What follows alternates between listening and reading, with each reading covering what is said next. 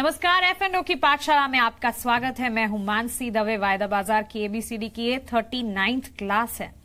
सीख रहे हैं हम ऑप्शंस जी बिजनेस के मैनेजिंग एडिटर अनिल सिंघवी के साथ। अनिल जी, ऑप्शंस ये इंडेक्स और स्टॉक दोनों में ही ट्रेड किए जाते हैं। पहले ये बताइए, पिछली दोनों क्लास रिवाइज किया आपने? पिछली दोनों क्लास मैंने देखी और देखने से पहले भी मुझे लग रहा था कि मुझे समझ आ गया, लेकिन फिर मैं सोच रही थी तो ऐसा लग रहा था कि नहीं, फिर से एक बार देखने की जरूरत है कुछ चीजें। तो लेकिन मुझे वो फंडा अभी भी याद है, अमेरिकन और यूरोपियन। हाँ, यूरोपियन। ठीक बात है। नहीं, इसको थोड़ा रिवाइज करना पड़ेगा और मैं ये चाहता हूँ कि रिवाइज आप शुरू से ही कर लें जी। क्योंकि 4-5 क्लास के बाद रिवाइज करेंगे तो थोड़ा मुश्किल हो जाएगा, फिर आप बेसिक्स भूले ना। हाँ, तो आपका सवाल स्टॉक्स और इंडेक्स किस में ऑप्शन होता है? हाँ, ऑप्शन दोनों में होता है। ऑप्शन स्टॉक में भी हो सकता है, ऑप्शन इंडेक्स में भी हो सकता है। बेसिकली क्या है, जो भी चीज फ्यूचर में ट्रेड कर रही है उसका हर एक का ऑप्शन ट्रेड भी हो सकता है। अच्छा, तो जैसे फ्यूचर इंडेक्स और स्टॉक दोनों में भाई एक तरीका तो मैं आपको सिंपल स्टॉक छोड़ दीजिए, चलिए। एक तो स्टॉक है HDFC लिमिटेड, ठीक है, जो आप 2000 में खरीद रहे हैं और कोई आपको 2000 में बेच रहा है जी। तो जो खरीद रहा है ये सोच रहा है कि बढ़ेगा, जो बेच रहा है वो सोच रहा है घटेगा। हाँ, है ना? हाँ। तो फ्यूचर का ट्रेड आप कर रहे हैं। सपोज ये पेन 100 रुपए में एक ट्रेड हो रहा है आज की तारीख में। अब जो आदमी ये सोच रहा है कि फ्यूचर में HDFC लिमिटेड के या इस पेन के दाम बढ़ने वाले हैं, HDFC लिमिटेड 2000 से ऊपर चले जाएगा या पेन 2000 रुपए से 100 रुपए से ऊपर चला जाएगा, वो ये कहेगा मुझे फ्यूचर में ट्रेड नहीं करना, लेकिन मुझे ऑप्शन में ट्रेड करना है। ठीक है, तो इसके ऑप्शन बनाए जा सकते हैं। क्या इस पेन की कीमत फ्यूचर में 110 रुपए होनी चाहिए, 105 होनी चाहिए, 120 होनी चाहिए, अलग अलग ऑप्शन बना लीजिए। या इसकी कीमत फ्यूचर में 90 होनी चाहिए, 95 होनी चाहिए, 80 होनी चाहिए, अलग अलग अंदाज लगा लीजिए और उसके बेसिस पे ऑप्शन ट्रेड कर सकते हैं। नाम बिल्कुल तरीके का है, options. Option same HDFC limited 2000 का भाव चल रहा है, आगे चल के इसमें क्या ऑप्शन 2020 में इसे खरीदा बेचा जाए, 2040 में, 2050 में, ये अलग अलग भाव होते हैं। इसको मैं आगे समझाऊंगा, इसको स्ट्राइक प्राइस कहते हैं, थोड़ा आगे विस्तार में बताऊंगा। लेकिन इस तरह से हर एक वो चीज, हर एक वो एसेट, हर एक वो फ्यूचर जो ट्रेड होता है उसका ऑप्शन बनाया जा सकता है। ठीक है, तो इंडेक्स और स्टॉक दोनों में ही तो इंडेक्स का भी ट्रेड होता है, स्टॉक का भी ट्रेड होता है, तो आप दोनों के ऑप्शन ट्रेड कर सकती हैं। चलिए, और आपने पिछली क्लास में कॉल और पुट के बारे में बताया था। नाम लिया था, बताया कुछ नहीं। मैंने सुना है न्यूज रूम में बहुत बार। हाँ, न्यूज रूम में सुना है। मैं समझती नहीं कि कॉल और पुट क्या है, तो अब आप बताइए कॉल और पुट क्या है। बस यहीं से अब आपकी एक्चुअल वायदा कारोबार की सही समझ का शुरुआत होती है। अच्छा, हाँ, अगर आपने कॉल और पुट समझ लिए ढंग से, जिंदगी में आपको ट्रेडिंग में कोई नहीं रोक सकता। ठीक है, जिसको कॉल पुट समझ में आ गया ना, वो ट्रेडिंग का मास्टर बन सकता है। क्योंकि ये ऐसी चीज है, इसमें सब कुछ है बाजार का। अच्छा, कॉल और पुट ऑप्शंस में डेटा, खरीदारी बिकवाली के आंकड़े, इवन अगर आपके माइंड में क्या चल रहा है, आप सेलर हैं, मैं बायर हूं, आपके मेरे माइंड में क्या चल रहा है, वो भी मैं इन डेटा से पढ़ सकता हूं, कॉल और पुट के डेटा से। फिर तो ये बहुत ही डिफिकल्ट होगा। डिफिकल्ट समझने के लिए डिफिकल्ट है, एक बार आप समझ जाएंगे तो फिर आपको बड़ा आसान लगेगा। ठीक है, तो समझना आसान है, डिफिकल्ट उसका बाद में एनालिसिस करना है। अच्छा। ये मैं 25 साल से कर रहा हूँ। पहले समझने तो पर पहले समझ लें, अभी फोकस समझने पे करें, जब समझ में आ जाएगा तब इसका विश्लेषण करेंगे। तो पहले मैं कॉल ऑप्शन बता दूं जी।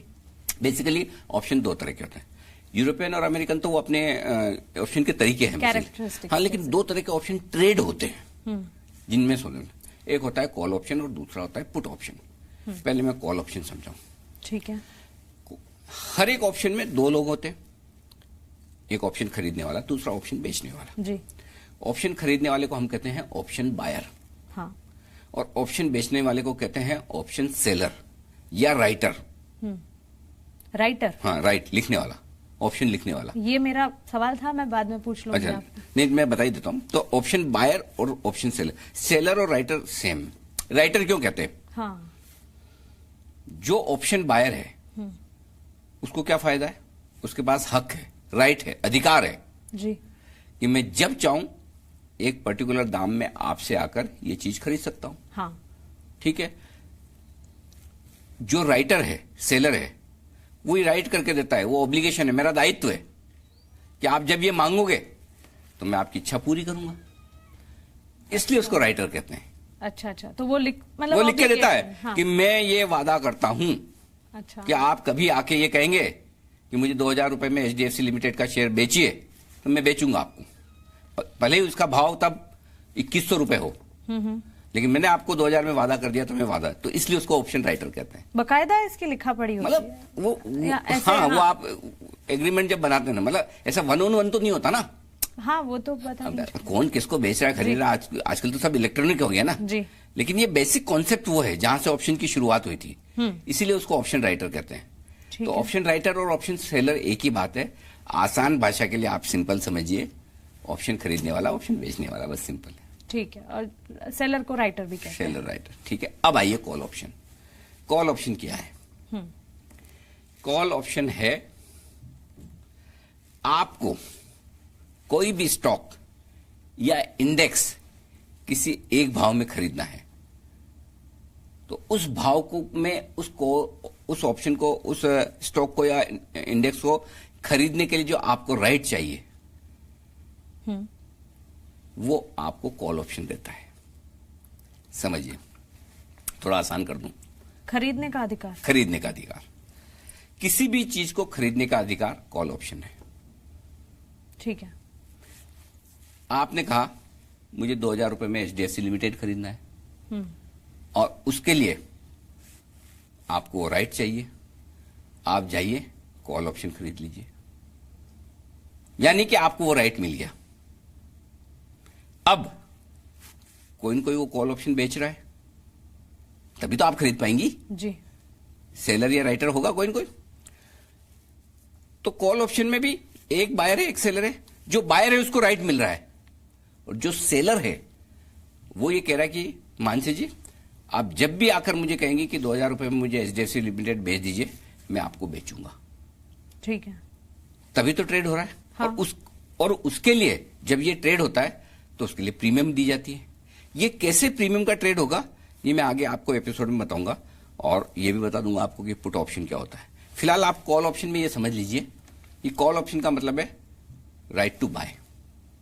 ठीक है, तो खरीदने का हक, ये कॉल ऑप्शन है। सिंपल, ये 2 शब्द याद रख लीजिए, खरीदने का हक, ठीक है, राइट टू बाय।